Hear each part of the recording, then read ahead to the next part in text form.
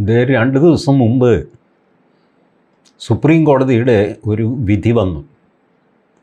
ഈ സുപ്രീം കോടതിക്ക് എന്ത് പറ്റി എന്നെനിക്ക് മനസ്സിലാവുന്നില്ല. എന്തെങ്കിലും കാര്യമായ മരുന്ന് ചെയ്യണം.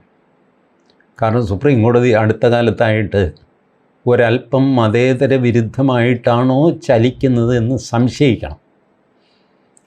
അതായത് തമിഴ്നാട്ടിലെ തിരുപ്പരംകുன்றത്ത് ഹിന്ദുക്കൾക്ക് വിളക്ക് കത്തിക്കാൻ അനുവാദം കൊടുത്തു എന്ന് മാത്രമല്ല, മുസ്ലിങ്ങൾക്ക് ആണ്ടിൽ 2 ദിവസം, ആണ്ടിൽ 2 ദിവസമാണ് അവരുടെ സിക്കന്ദർ ഔലിയായുടെ ശവകുടീരത്തിൽ പ്രാർത്ഥിക്കാനുള്ള അനുവാദം. അതും അവിടെ ഇറച്ചി വെട്ടാനോ വിളമ്പാനോ ഒന്നും പറ്റില്ല പോലും.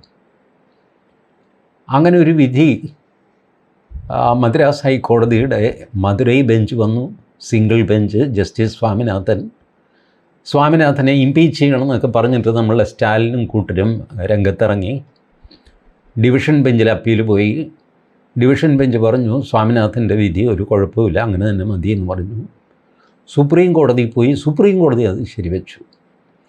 അപ്പോൾ തന്നെ എനിക്ക് കാര്യം മനസ്സിലായി. ഞാൻ ബന്ധപ്പെട്ടവരോടൊക്കെ പറഞ്ഞു, ഇത് മതേതര വിരുദ്ധമായ പോക്കാണ് കേട്ടോ.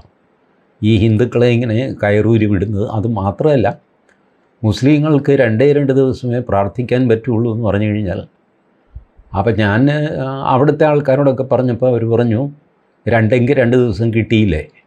വാസ്തവത്തിൽ അവിടെയല്ല സിക്കന്ദർ ഔലിയായെ കുഴിച്ചിട്ടിരിക്കുന്നത് വേറെ സ്ഥലത്താണ്. വേറെ സ്ഥലം തന്നെ 2 ഉണ്ട്. അതും സിക്കന്ദർ ഔലിയായെ കുഴിച്ചിട്ടെന്ന് പറഞ്ഞാണ് അവിടെ വിളക്ക് കൊടുത്തുകയോ എന്തൊക്കെയോ ആചാരങ്ങളൊക്കെ നടക്കുന്നത്. എന്തുമായിക്കോട്ടെ. ഇത് കഴിഞ്ഞ് ആസാമിലെ ഒരു കേസിൽ വിധി വന്നു. അത് ഈ വനം കയ്യേറിയതാണ്. വാസ്തവത്തിൽ കയ്യേറ്റമല്ല, കുടിയേറ്റം.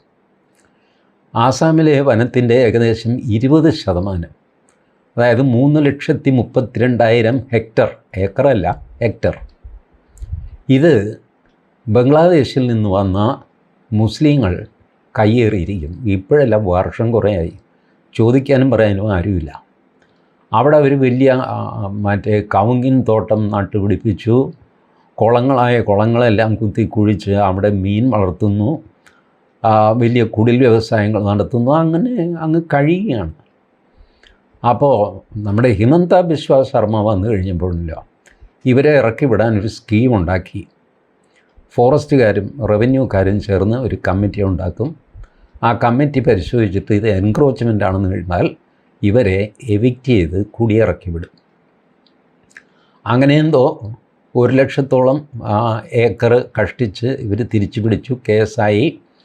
ഗുവാഹത്തി ഹൈക്കോടതിയിൽ പോയി. ഹൈക്കോടതി പറഞ്ഞു ഞങ്ങളിതിൽ ഇടപെടില്ല, ന്യായമായ കാര്യമാണ് സർക്കാർ ചെയ്യുന്നതെന്ന് പറഞ്ഞു. ഇവർ സുപ്രീം കോടതിയിൽ വന്നു. സുപ്രീം കോടതി പിന്നെ മനുഷ്യാവകാശത്തിൻ്റെ കളിയാണല്ലോ. അവിടെ ഇന്ദിരാജി സിംഗ് ചാടി വീണു. അവരാണ് ഇപ്പോൾ കപിൽ സിബലിനെയും പ്രശാന്ത് ഭൂഷണെയൊക്കെ കടത്തി വെട്ടിയിട്ട് പൗരാവകാശം, ജീവിക്കാനുള്ള അവകാശം, അത് മുസ്ലിങ്ങളുടെ, മറ്റുള്ളവരുടെ, നമ്മളാരെങ്കിലും ചത്തുപോയി കഴിഞ്ഞാൽ ഇന്ദിരാജി സിംഗ് തിരിഞ്ഞു നോക്കുകയില്ല. ഏതായാലും അവരിടപെട്ടു.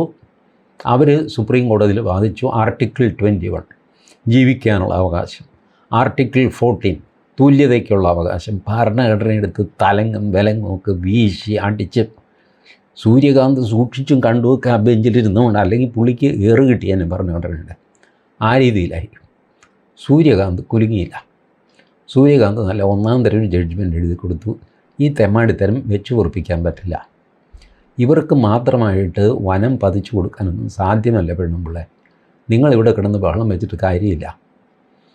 അപ്പോൾ ഇവർ ചോദിച്ചു, അങ്ങനെയാണെങ്കിൽ ഇവർക്ക് കറണ്ട് കണക്ഷൻ കൊടുത്തതെങ്ങനെ, വാട്ടർ കണക്ഷൻ കൊടുത്തതെങ്ങനെ, ആധാർ കൊടുത്തതെങ്ങനെ, ഇലക്ഷൻ കാർഡ് കൊടുത്തതെങ്ങനെ, റേഷൻ കാർഡ് കൊടുത്തതെങ്ങനെ, പറ സുപ്രീം കോടതി പറ.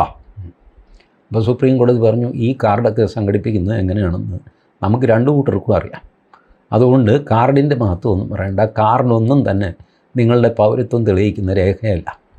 നിങ്ങൾ ആദ്യം ആസാംകാരാണെന്ന് തെളിയിക്കുക. അതാണ് ആദ്യം വേണ്ടത്.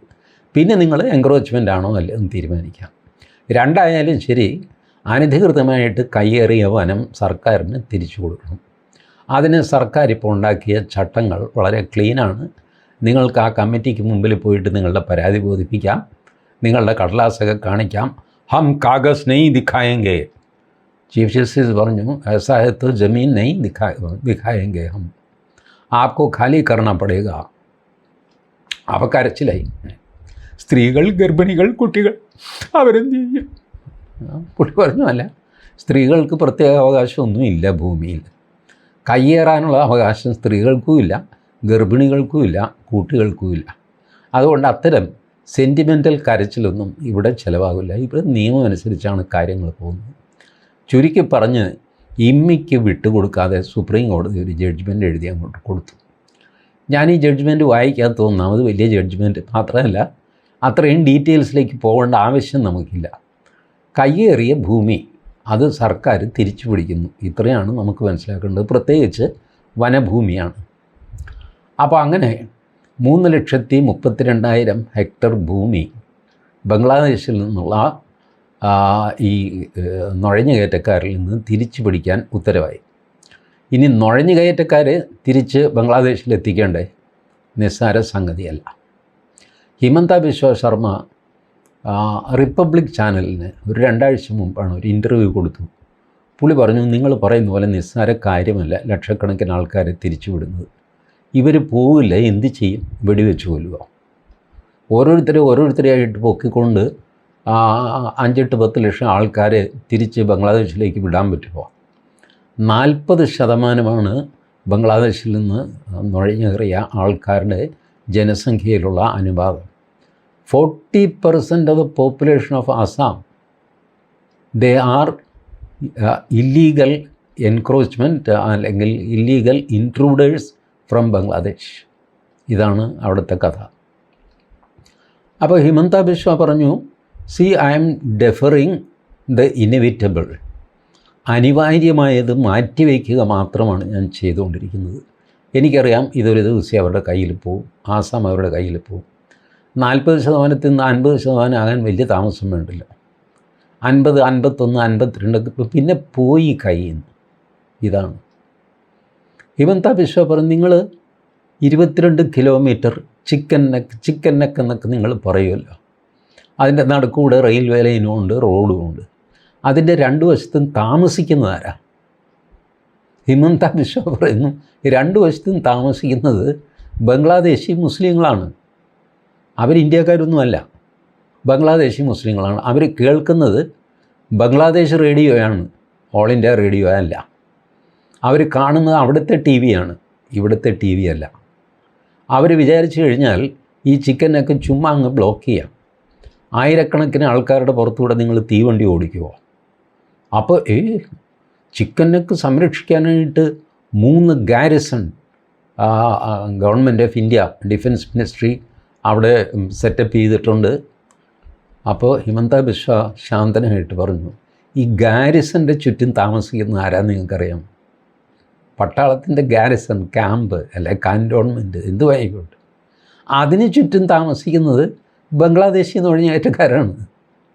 നിങ്ങളെന്താ വിചാരിച്ച്? പശ്ചിമ ബംഗാളിൽ നല്ലൊരു ശതമാനം ബംഗ്ലാദേശി നുഴഞ്ഞുകയറ്റക്കാരാണ്. അവർ പശ്ചിമ ബംഗാളും കഴിഞ്ഞിട്ട് ഇപ്പോൾ ജാർഖണ്ഡിലേക്ക് കയറി കഴിഞ്ഞു. ഏത് നമ്മുടെ മീശയ്ക്ക് മണി കിട്ടിയ നേതാവുണ്ടല്ലോ നിഷികാന്ത് ദുബെ, ലോക്സഭയിൽ കിടന്ന് പൊട്ടിത്തെറിക്കുന്ന ആൾ, അങ്ങേരുടെ സ്ഥലം, അങ്ങേരുടെ വീടിരിക്കുന്നത് കയ്യേറി പോയെന്ന് ഇനി അങ്ങേര് വീട്ടിൽ ചെല്ലുമ്പോൾ അറിയാം. ഡൽഹി കിടന്ന് ഒച്ച വയ്ക്കാൻ വളരെ എളുപ്പമാണ്. അവിടെ ജാർഖണ്ഡിൽ വീട്ടിൽ ചെന്ന് കഴിയുമ്പോൾ വീടവിടെ ഉണ്ടാകില്ല, വീട് കയ്യേറി കഴിഞ്ഞിരിക്കും. ഒറീസയിലെത്തി, ബീഹാറിലെത്തി, ഇങ്ങനെ പല സ്ഥലത്ത് എത്തിക്കൊണ്ട്. ഇത് കൂടാതെ അടുത്ത മറ്റേ പുറകെ വരുന്ന കാർക്കോടകനുണ്ട്, ആര്? നമ്മുടെ റോഹിംഗ്യ. അവരും നല്ല മേളമാണ്. എൻ്റെ വഴിയെ പോകുന്നവനൊക്കെ കയറി മേയുകയാണ്. ഇതിനിടയ്ക്ക് ഈ ഫെബ്രുവരി 8-ാം തീയതി ഞായറാഴ്ച ഹിമന്ത ബിശ്വ ഒരു പത്രസമ്മേളനം നടത്തി. ചില കാര്യങ്ങൾ എല്ലാവരോടും പറയാനുണ്ട് എന്ന് പറഞ്ഞു. പ്രതിപക്ഷ നേതാവ് ഗൗരവ് ഗൊഗോയിയെ പറ്റിയാണ്. കോൺഗ്രസ്സുകാരനാണ്. മുൻ മുഖ്യമന്ത്രി തരുൺ ഗൊഗോയിയുടെ മകനാണ്. ഇദ്ദേഹം ഒരുപാട് ക്വാളിഫിക്കേഷൻസൊക്കെ ആയിട്ട് യുണൈറ്റഡ് നേഷൻസ്, ന്യൂയോർക്ക്, അവിടെ ഇവിടെയൊക്കെ ചുറ്റിത്തിരിഞ്ഞ് ഒക്കെ കറങ്ങി നടക്കുന്ന ആളായിരുന്നു. അതവിടെ നിൽക്കട്ടെ. ഈ കേസുണ്ടാവാൻ കാര്യം, ഈ ഒരു അലി തൗക്കീർ ഷെയ്ഖ്. ഈ ഷെയ്ഖ് ഒരു പാകിസ്ഥാൻ പൗരനാണ്. പുള്ളിക്ക് ആസാമിലൊരു പോക്കുവരവും സംഗതിയൊക്കെ ഉണ്ട് എന്ന് CID മനസ്സിലാക്കിയിട്ട് ഒരു FIR ഇട്ട് അന്വേഷണം തുടങ്ങി. റിപ്പോർട്ട് മുകളിലേക്ക് അയച്ച് ഹിമന്തയുടെ കയ്യിലെത്തിയപ്പോൾ ഹേമന്ത ഒരു സ്പെഷ്യൽ ഇൻവെസ്റ്റിഗേഷൻ ടീം വെച്ചു. CIDയുടെ DGP MP ഗുപ്തയുടെ ചുമതലയിൽ ഒരു സ്പെഷ്യൽ ഇൻവെസ്റ്റിഗേഷൻ ടീം. നമ്മുടെ ശബരിമല സ്വർണ്ണക്കൊള്ളയെ പോലെ പതുങ്ങി നടക്കുന്ന ടീമല്ല, തലയിൽ മുണ്ടിട്ട് പേടിച്ച് അതൊന്നുമല്ല, സ്മാർട്ട് ആൾക്കാരാണ്. ഫെബ്രുവരിയിൽ ഇട്ട FIRന് സെപ്റ്റംബറിൽ ഇവർ റിപ്പോർട്ട് കൊടുത്തു എന്തൊക്കെ സംഭവിച്ചു എന്നുള്ളത്. ആ റിപ്പോർട്ടും വെച്ചാണ് ഹിമന്ത ബിശ്വയുടെ പത്രസമ്മേളനം. സെപ്റ്റംബറിൽ തന്നെ ഈ വിവരം പുറത്തുവിടും എന്ന് ഹിമന്ത പറഞ്ഞിരുന്നു. പക്ഷേ ഫെബ്രുവരിയിലാണ് ഇങ്ങേര് ഇത് വിവരങ്ങളൊക്കെ പുറത്തുവിടുന്നത്. അതനുസരിച്ച് ഈ അലി തൗക്കീർ ഷെയ്ഖ് ഇയാൾ ലീഡ് പാകിസ്ഥാൻ എന്ന് പറഞ്ഞിട്ട് ഒരു NGO സംഘടന, NGO വഴിക്കാണല്ലോ രാജ്യദ്രോഹം, കൂത്തിത്തിരിപ്പ്, പൊളപ്പ് ഇതെല്ലാം നടത്തുന്ന NGOമാരാണ്. അതിൻ്റെ നേതാവാണെന്നും പാകിസ്ഥാനിയാണെന്നും ഇയാളുടെ കീഴിലായിരുന്നു ഗൗരവ് ഗൊഗോയുടെ ഭാര്യ എലിസബത്ത് ജോലി ചെയ്തിരുന്നെന്നും വിവരം കിട്ടി.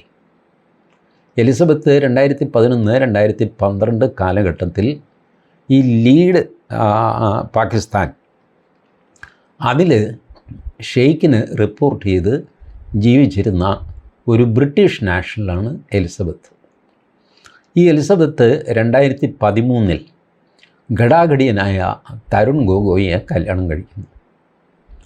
2013 നാടകീയമായിട്ട് തരുൺ ഗൊഗോയ് കോൺഗ്രസ്സിൽ ചേരുന്നു. 2014 തെരഞ്ഞെടുപ്പിൽ മത്സരിക്കുന്നു, MP ആകുന്നു മിന്നൽ വേഗത്തിൽ.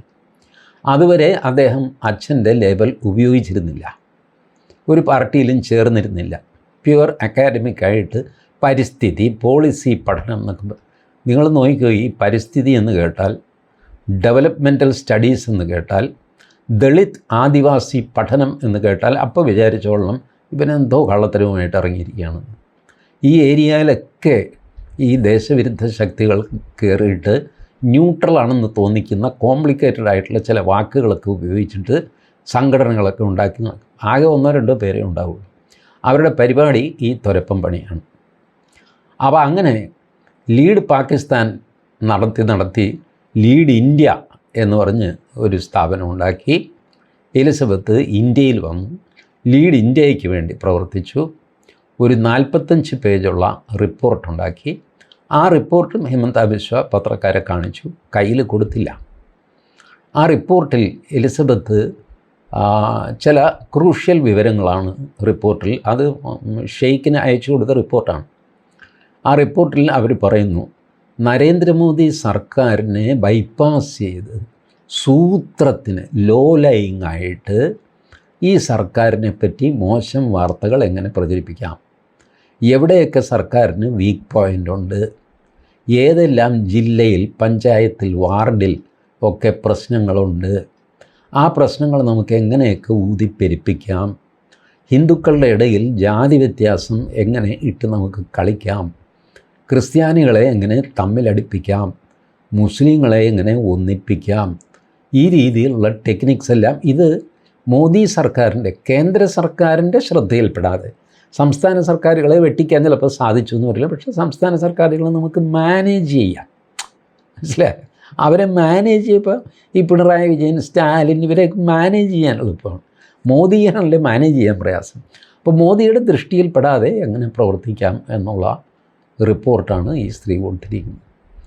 ഈ ഗൗരവ് ഗൊഗോയി ആണെങ്കിൽ പലതവണ പാകിസ്ഥാനിൽ പോയി. ഒരു തവണ പോയതിൻ്റെ ഡീറ്റെയിൽസ് ഹിമന്ത ബിശ്വ കളക്ട് ചെയ്തു. ഇദ്ദേഹം പാകിസ്ഥാനിൽ പോയിട്ട് ലാഹോറിൽ പോകാനാണ് വിസ കൊടുത്തത്. പക്ഷേ പാകിസ്ഥാനിൽ ചെന്ന് കഴിഞ്ഞപ്പോൾ പാകിസ്ഥാനി പട്ടാളം ഉദാരമായിട്ട് ഇദ്ദേഹത്തിന് ഇസ്ലാമാബാദിലും കറാച്ചിയിലും ഒക്കെ പോകാൻ അനുവാദം കൊടുത്തു. ഇപ്പോൾ ഹിമന്ത ബിശ്വ ചോദിക്കുന്നത്, ഇങ്ങേരോട് എന്താ അവർക്ക് ഇത്ര വലിയ സ്നേഹം? വിസയുടെ ലിമിറ്റിംഗ് കടന്ന് മറ്റ് സ്ഥലങ്ങൾ സന്ദർശിക്കാൻ അനുവാദം കൊടുത്തത് എന്തിന്? ഒന്നാമത് ഇയാൾ അവിടെ പോയതെന്തിന്? അതന്വേഷിച്ച് കഴിഞ്ഞപ്പോഴാണ് എലിസബത്ത് 8-9 തവണ പാകിസ്ഥാനിൽ പോയിരിക്കുന്നു. പക്ഷേ എലിസബത്ത് ബുദ്ധിമതിയാണ്. അവർ ഫ്ലൈറ്റിൽ പോയില്ല. ഫ്ലൈറ്റിൽ പോയാൽ റെക്കോർഡാകും, പേര്, പാസ്പോർട്ട്, കുന്തം, കുറുവടിയൊക്കെ റെക്കോർഡാകില്ല. അതുകൊണ്ട് ഇവർ അട്ടാരി വാഗാ ബോർഡർ വഴി കാറിലാണ് പോവുകയും വരികയും ചെയ്യുന്നത്. അപ്പോൾ ബോർഡറിലൊരു എൻട്രി ഉണ്ടാകുമെന്നേ ഉള്ളൂ, വേറെ ഫോർമാലിറ്റീസ് ഒന്നുമില്ല. അപ്പോൾ അങ്ങനെ ഇവർ പോവുകയും തിരിച്ചു വരികയും പോവുകയും തിരിച്ചു വരികയും ചെയ്തു. 2 മക്കളുമുണ്ട്. മൂത്തവനൊരു ചെറുക്കനാണ്. ആ ചെറുക്കനെ ബ്രിട്ടീഷ് പൗരനാക്കി മാറ്റിക്കഴിഞ്ഞു. പിന്നെയുള്ളത് ഇളയ മകളാണ്. അവളെ ക്രിസ്ത്യാനിയാക്കി മാറ്റി. അവൾക്കുമുണ്ട് പാസ്പോർട്ട്, അത് ഇന്ത്യൻ പാസ്പോർട്ടാണ്, പക്ഷേ ആൾ ക്രിസ്ത്യാനിയാണ്. ഈ വിവരങ്ങളെല്ലാം, സംഭ്രമജനകമായ വിവരങ്ങളെല്ലാം ഹിമന്ത ബിശ്വ ശർമ്മ പത്രസമ്മേളനത്തിൽ വെളിപ്പെടുത്തി. ഗൗരവ് ഗൊഗോയ് കുഴപ്പത്തിലായി. കാരണം ഇത് കേസായി കഴിഞ്ഞാൽ ഇങ്ങേരുടെ MP സ്ഥാനവും തെറിക്കും, നാട്ടിൽ നിൽക്കാൻ മേലെ നാട് വിടേണ്ടി വരും. ആ രീതിയിലുള്ള കുറ്റകൃത്യങ്ങളാണ് FCRA ഫോറിൻ കോൺട്രിബ്യൂഷൻ റെഗുലേഷൻ ആക്ടിൻ്റെ വയലേഷൻ അടക്കം ഇതിനകത്ത് ഉണ്ട്. എലിസബത്തിന് പാകിസ്ഥാനിൽ നിന്ന് ശമ്പളം വന്നത്, അത് ഇതൊക്കെ എല്ലാം നിയമവിരുദ്ധമാണ്, സർവത്ര നിയമവിരുദ്ധം. ഗോഗോയ് അത് കണ്ടിട്ടായിരിക്കും പിള്ളേരെ ഒരാളെ ബ്രിട്ടീഷ് പൗരനാക്കി മറ്റേയാളെ ക്രിസ്ത്യാനിയാക്കി, ആറ്റ കൈക്ക് ഞാൻ കുടുങ്ങിയാലും പെണ്ണുമ്പിളയും പിള്ളേരുമെങ്കിലും രക്ഷപ്പെട്ടു പൊക്കോട്ടെ എന്ന് പറഞ്ഞു ഗൗരവ് ഗൊഗോയ് രംഗത്തിറങ്ങി. ഹിമന്ത ബിശ്വ ശർമ്മയ്ക്കെതിരെ പുള്ളി ആഞ്ഞടിക്കാൻ പോകുന്നു എന്ന് പറഞ്ഞ് പത്രസമ്മേളനം വിളിച്ചിട്ട് പുള്ളി ആയൊന്നുമില്ല, അടിക്കുന്നുമില്ല. പുള്ളി ആകെ പറയുന്നത് രാഷ്ട്രീയ പ്രേരിതമായ ആരോപണങ്ങളാണ്. അല്ല ചേട്ടൻ പാകിസ്ഥാനിൽ പോയിരുന്നോ? രാഷ്ട്രീയ പ്രേരിതം ഞാൻ പറഞ്ഞില്ലേ, രാഷ്ട്രീയ പ്രേരിതമാണ്. ശരി, പ്രേരിതമോ പ്രേരിതമല്ലാത്തതോ, പാകിസ്ഥാനിൽ പോയിരുന്നോ അത് പറ. നിങ്ങളോടല്ലേ ഞാൻ പറഞ്ഞത്. ഹിമന്ത ബിശ്വ ശർമ്മയ്ക്ക് എന്നോട് അസൂയയാണ്. ഞാൻ വെളുത്തു തൊടുത്തിരിക്കുന്നതിൽ അയാൾക്കുള്ള ദേഷ്യമാണ് അയാൾ കാണിക്കുന്നത്. ആയിക്കോട്ടെ ചേട്ടാ, ഹിമന്ത ബിശ്വയ്ക്ക് ചേട്ടനോട് അസൂയ. ചേട്ടൻ പാകിസ്ഥാനിൽ പോയിരുന്നോ? അതൊക്കെ വെറും രാഷ്ട്രീയ പ്രേരിതം. അല്ലെ പോയോ ഇല്ല എന്ന് പറ, രാഷ്ട്രീയ പ്രേരിതം. ഇതായിരുന്നു ഈ ഗോഗോയുടെ പത്രസമ്മേളനം. ഏതായാലും ഗോഗോയ് വലിയ അപകടത്തിലാണ്. ബട്ട് അതിലും വലിയ, ഗോഗോയ് അപകടത്തിലായാലും നമുക്കൊരു ചുക്കുമില്ല, അതിലും വലിയ അപകടത്തിലാണ് ആസാം. അതുകൊണ്ടാണ് ഹിമന്ത ബിശ്വ തുറന്ന് പറഞ്ഞത്, ഐ ആം ഡെഫറിങ് ദ ഇനെവിറ്റബിൾ. അനിവാര്യമായതിനെ ഒന്ന് തള്ളി മാറ്റുക മാത്രമാണ് ഞാൻ ചെയ്യുന്നത്. ഇന്നല്ലെങ്കിൽ നാളെ ഇത് സംഭവിക്കും. എൻ്റെ കാലത്ത് സംഭവിച്ചില്ലെങ്കിൽ എൻ്റെ പിൻഗാമി ഇത് തന്നെ ചെയ്യും. ഒരു 5 വർഷത്തേക്ക് 10 വർഷത്തേക്ക് ഇത് മാറ്റിവെക്കാം. പക്ഷേ അനിവാര്യമായും ഒരു ദിവസം ഇത് സംഭവിക്കും. ലക്ഷക്കണക്കിന് ആളുകളെ നിങ്ങൾ സുപ്രീം കോടതി വിചാരിച്ചായിരുന്നു. അവിടെ പിന്നെ ആർട്ടിക്കിൾ 14, ആർട്ടിക്കിൾ 21, ഇന്ദിരാ ജയ്സിംഗ്, പ്രശാന്ത് ഭൂഷൺ, കപിൽ സിബൽ ഇവരൊക്കെ കിടക്കുകയാണ്. അപ്പോൾ സൂര്യകാന്ത് ഇപ്പോൾ ടഫ് സ്റ്റാൻഡ് എടുത്തു എന്ന് വിചാരിച്ചിട്ട് എല്ലാത്തിലും ഒന്നും ടഫ് സ്റ്റാൻഡ് എടുക്കണമെന്നൊന്നുമില്ല. മാറിയും മറിഞ്ഞും ഒക്കെ നിൽക്കും. അതുകൊണ്ട് ഹിമന്ത ബിശ്വ പറഞ്ഞു, എനിക്ക് വലിയ പ്രതീക്ഷയൊന്നുമില്ല, പക്ഷേ ഞാൻ അവസാന നിമിഷം വരെ പോരാടാൻ തീരുമാനിച്ച് നിൽക്കുന്നു. അതിനിടയിലാണ് ഈ ഗൗരവ് ഗൊഗോയിയെ കയ്യിൽ കിട്ടിയത്. ഗൗരവ് ഗൊഗോയ് അവിടെ കോൺഗ്രസിൻ്റെ പ്രധാന പ്രതിപക്ഷം ആയിട്ട് അദ്ദേഹം ലോക്സഭ MP ആണ്. അപ്പോൾ പക്ഷേ സംസ്ഥാനത്ത് തലയെടുപ്പുള്ള ഒരു കോൺഗ്രസ് നേതാവ് എന്ന് പറയുന്നത് ഗൗരവ് ഗൊഗോയാണ്. ഗൗരവ് ഗൊഗോയെ ഇങ്ങനെ പാകിസ്ഥാൻ ചാരനാക്കി ചിത്രീകരിച്ചതിലൂടെ വലിയൊരു കാര്യം ഹിമന്ത ബിശ്വ സാധിച്ചിരിക്കുന്നു. ആസാമിലും ഇപ്പോൾ തിരഞ്ഞെടുപ്പ് വരാൻ പോവുകയാണല്ലോ. ആസാം, തമിഴ്നാട്, കേരളം ഇതൊക്കെ ഒരുമിച്ച് തിരഞ്ഞെടുപ്പ് നടക്കേണ്ട സ്ഥലങ്ങളാണ്. ആ സമയത്താണ് ഈ ക്രിട്ടിക്കൽ ഇൻഫർമേഷൻ ഹിമന്ത ബിശ്വ പുറത്തുവിടുന്നത്. ഇതിൻ്റെ പൊളിറ്റിക്കൽ റിപ്പർക്കഷൻസ് അടുത്ത ദിവസങ്ങളിൽ വീണ്ടും ഉണ്ടാകും. കേരളത്തിലെ മാധ്യമങ്ങൾക്ക് പിന്നെ ആസാം എന്ന് പറഞ്ഞൊരു സ്ഥലമൊന്നും അവരുടെ ചിത്രത്തിലില്ല. അതുകൊണ്ട് അവരിതൊന്നും റിപ്പോർട്ട് ചെയ്യുകയുമില്ല. അതുകൊണ്ടാണ് ഇത്ര വിശദമായിട്ട് എനിക്കിത് നിങ്ങളോട് പറയേണ്ടി വന്നത്. ബാക്കി കാര്യം പിന്നാലെ. Thank you.